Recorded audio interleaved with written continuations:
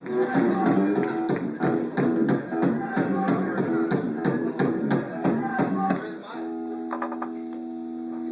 super. Be my superhero, baby.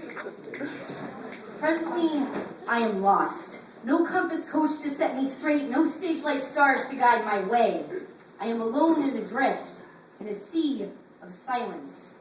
The only thing plotting the course for me, this garish sheet of white.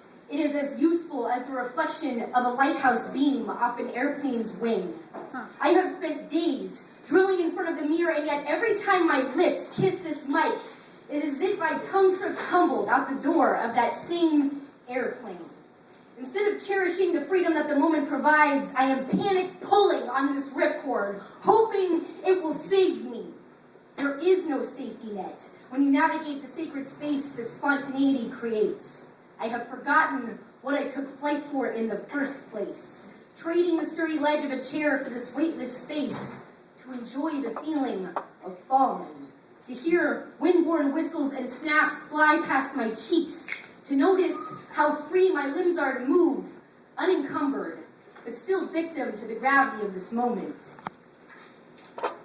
That the cushioned claps of applause will cradle me when I again touch down to the ground.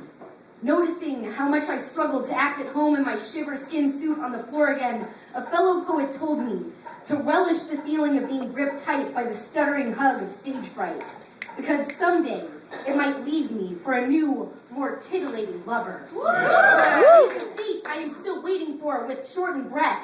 Some poems, it may seem to pass me by until it slithers up my neckline and into my skull, transforming me from a vessel for the poem to nothing more than a spooked horse, kicking back at every shuffle foot in the crowd. Suddenly, it has become a frenzied race to beat the clock and avoid the spin-out of a mouth-made oil slick. It is not for lack of earnest effort.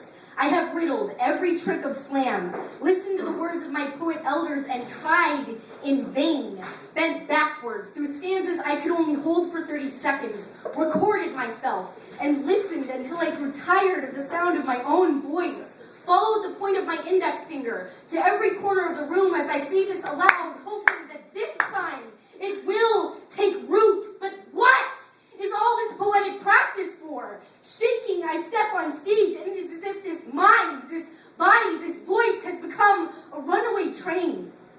There is no hope of applying an emergency handbrake now, only waiting for the moment of impact when my eyes crash into this tangled mess of words.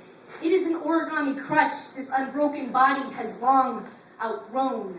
7 months of slamming into the white wall, and I am still fiending to find a way off paper.